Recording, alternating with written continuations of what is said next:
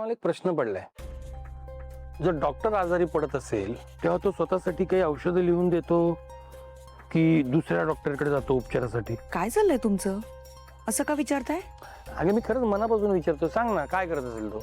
म्हणजे असं बघा, आजार किती मोठा आहे त्यावर ते अवलंबून आहे ना. म्हणजे जेवढं त्यांच्या हातात आहे तेवढं ते स्वतःवर उपचार करत असतील, पण गोष्टी हाताबाहेर जात आहेत असं त्यांना जेव्हा वाटत असेल तेव्हा ते इतर डॉक्टरांचा सल्ला घेत असतील. हा असा विचार तुमच्या मनात आलाय म्हणजे नक्कीच काहीतरी कारण असेल. आता माझंच बघणार का? मी आजवर इतरांच्या आयुष्यात येणारी संकट त्याचा त्यांना अंदाज द्यायचो. काही चांगलं घडणार असेल तर त्यांना आनंद वार्ता द्यायचो.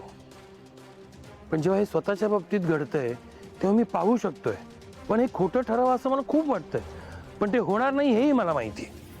अहो, तुमचं भाकीत कधी खोटं ठरलंय का? नाही, खोटं तर ठरलं नाहीये, पण आजपर्यंत जे घडलं ते इतरांच्या बाबतीत घडलंय. स्वतःशी जेव्हा त्याचा संबंध असतो ना तेव्हा निर्णय घेणं खूप अवघड जातं, आणि इतक्या वर्षात माझा तसा काही संबंधच आला नाहीये. अरे देवा, ये ये चहा ठेवते. नहीं नहीं अभी नहीं, फिर कभी. बरं बस. तुम्ही पण बसा. बरं, काही माहिती काढलीस? जे कळलं कोण आहे? वहीच बताने आया था. कोण आहे ती व्यक्ती? का आमच्या मागे लागली आहे? कसला बदला घेतायत? सांगतो. कसं आहे, या टोटल मॅटरचा मी एकदम डिटेलमध्ये तपास केला, आणि त्या तपासातून जे नाव माझ्या समोर आलं ते ऐकून मला अजिबात आश्चर्य वाटलं नाही. And I am damn sure की तुम्हाला सुद्धा या गोष्टीचं आश्चर्य वाटणार नाही. भैरवी वजय, बरोबर ना? करेक्ट पहचाना. त्या भैरवी वजनीच तुमच्या विरोधात कंप्लेंट केली आहे. हाँ चालूबाई है थी, पर इस बार बहुत ऊपर से फील्डिंग लगाई है. मला खात्री होतीच. भैरवी सोडली ना तर दुसरं कोणातच एवढी ताकद नाही की जो असं काहीतरी धाडस करेल. अहो पण आता काय करायचं आपण? नाही नाही, तू काळजी करू नको. आता मी बघतो काय करायचं ते. असं आतापर्यंत तिचे सगळे डाव मी मोडतच आलोय. पण फादर, यावेळी तिने जरा जास्तच मोठं पाऊल उचललंय. फादर, आपल्याला तिला हलक्यात घेऊन चालणार नाही. मी असं ऐकलंय की डायरेक्ट मंत्रालयातून सेटिंग लावली आहे ती. देवा, आपल्याला एवढं तर कळलंय की शत्रू कोण आहे, आणि एकदा हे कळलं की लढायचं कसं हे आपल्याला ठरवता येतं. कळलं ना? त्या भैरवीला याचा पश्चाताप झाल्याशिवाय राहणार नाही हे तू लिहून घे माझ्याकडनं. त्यामुळे तू आता 2 कप चहा घेऊनच जा. कळलं?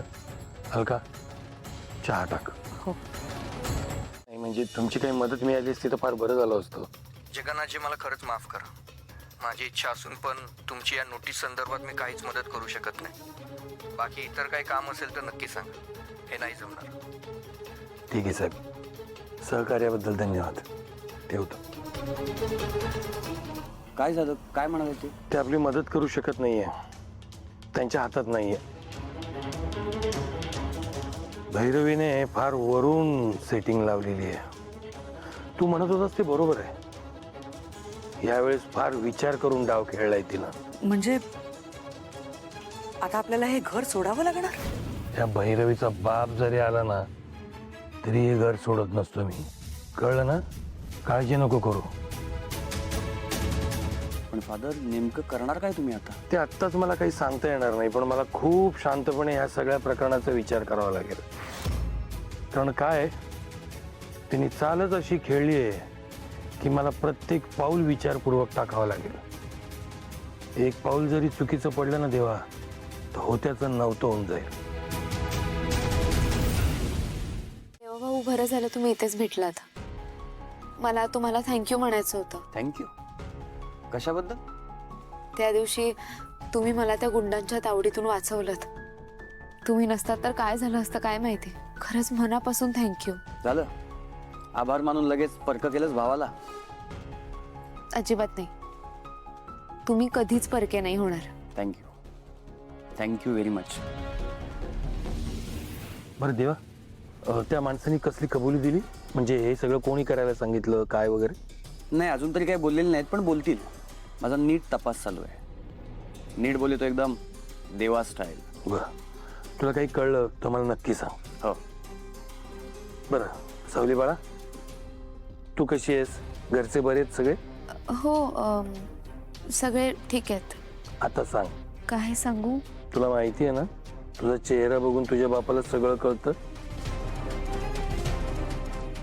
सांग. तुम्हाला नेहमी माझ्या मनातलं कळतं ना. मला सारंग सरांबद्दल बोलायचं होतं तुमच्याशी. सारंग बद्दल काय झालंय त्याला? बरं आहे ना तू? सारंग सरांचं वागणं अचानक बदललंय.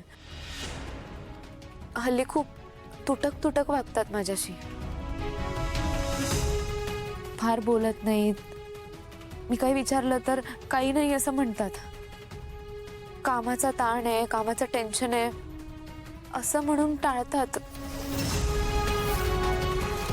पण मला एक कळत नाही, म्हणजे काम या आधी सुद्धा होतं ना, मग आत्ताच एवढं काम कसं काय आलं?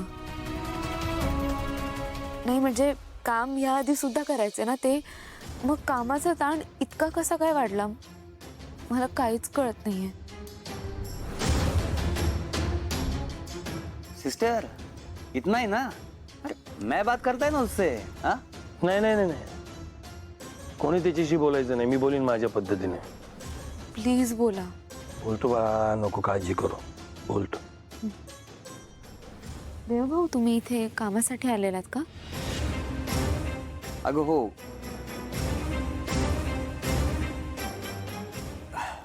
एका कामासाठी जात होतो इथनं, तर म्हटलं जाता जाता फादरला भेटून जावं. खूप दिवस भेटच झाली नव्हती आमची.